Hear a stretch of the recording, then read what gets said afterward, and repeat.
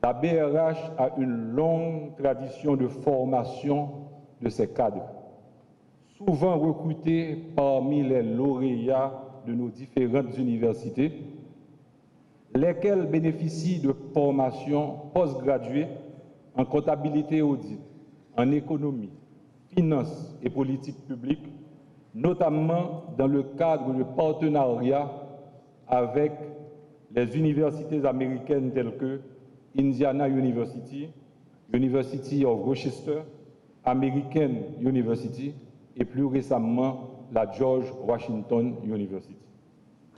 Notons aussi que notre institut de formation organise souvent des séminaires dans le cadre de son programme de formation continue ouvert aux ministères partenaires de l'administration publique et au secteur financier. La BRH, c'est aussi la collaboration et le partage d'expériences avec les institutions sœurs.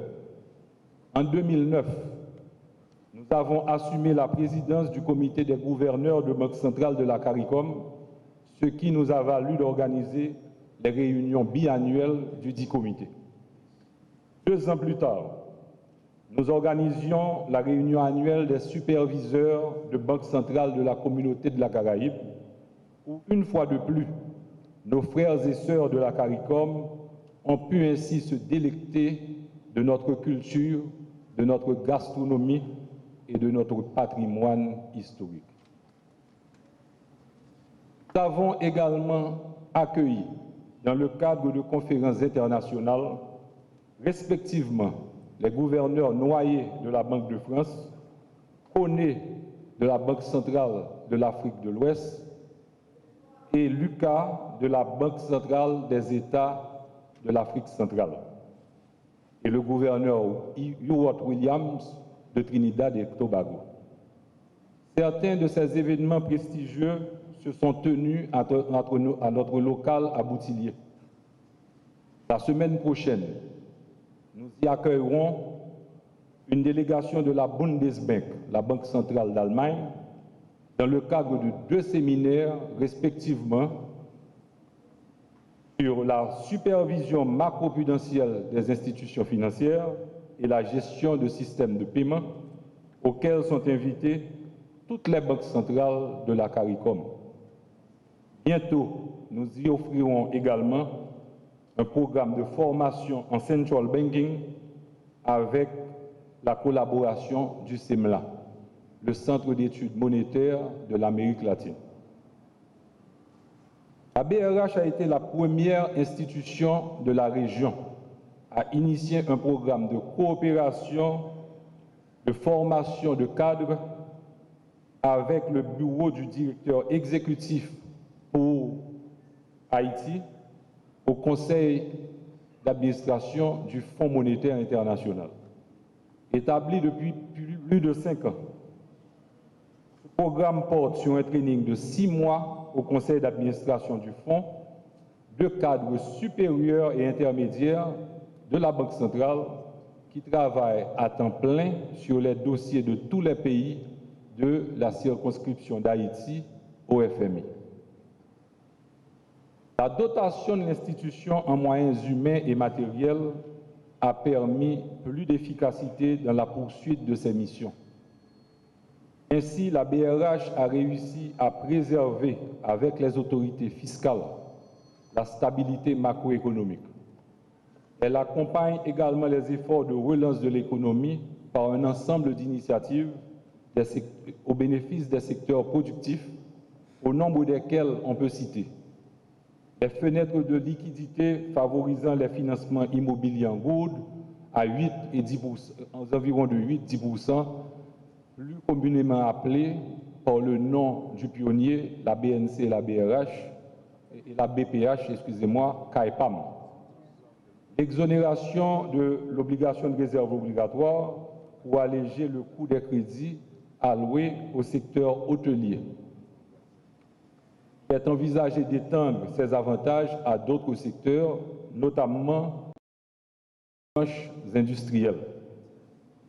L'établissement du bureau d'information sur le crédit, l'accès à la compensation des chèques par la Fédération des caisses populaires du levier, le rapport conjoint BRH-APB au Premier ministre Laurent Lamotte sur la minimalisation des freins structurels au crédit, l'élaboration avec l'appui de la Banque mondiale de la stratégie nationale d'inclusion financière lancée en septembre 2014 par le président Martelly, le support à des ministères pour des études sectorielles, notamment pour le tourisme et la production animale, la signature d'un accord de swap dans 2 jours de 5 millions de dollars avec la AFC pour faciliter l'octroi de financement en gourde aux micro, petites et moyennes entreprises.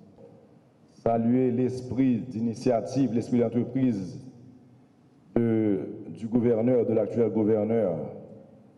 Saluer aussi le fait qu'il ait évolué dans cet esprit de continuité parce que cet immeuble que nous inaugurons aujourd'hui a été conçu depuis plus de 10 ans, 15 ans. C'est grâce justement à cet esprit de continuité qu'aujourd'hui on a la chance de l'inaugurer. Pour vous dire que malgré que ça rentre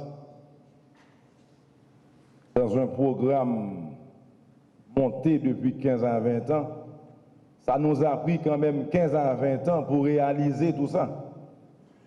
D'où la nécessité de rester serein pour pouvoir arriver à reconstruire Haïti.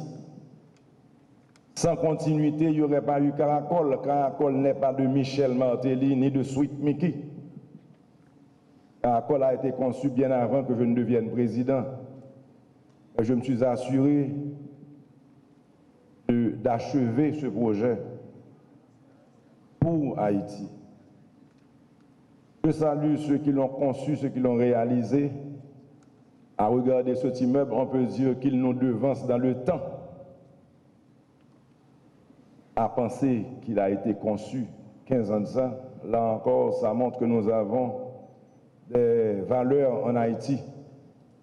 Je salue les différents architectes, les sculpteurs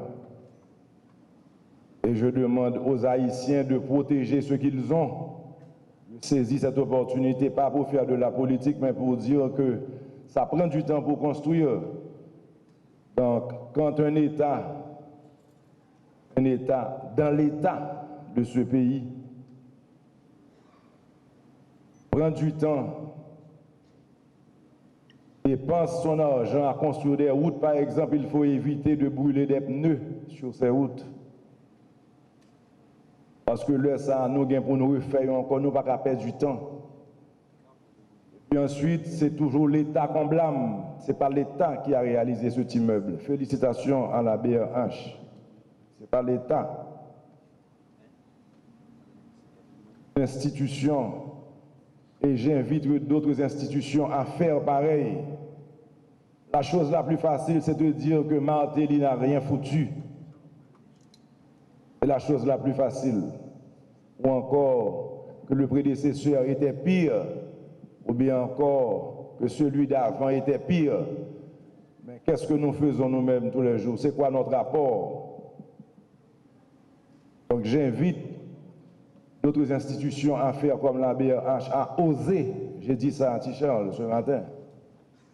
Tu oses, mon cher, parce que monter dans le jardin, je ne peux pas tomber.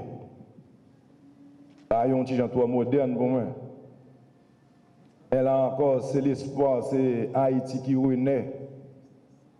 On oublie ce passé douloureux pour regarder l'avenir avec d'autres yeux. Donc mes mots, c'est pour dire félicitations, c'est de cet Haïti qu'on doit rêver. N'attendons pas que la BRH développe tout le centre-ville. On invite tous ceux qui sont propriétaires à investir dans le centre-ville pour reconstruire notre pays. Arrêtons d'attendre, arrêtons de blâmer les autres. Donc félicitations et continuons sur cette route.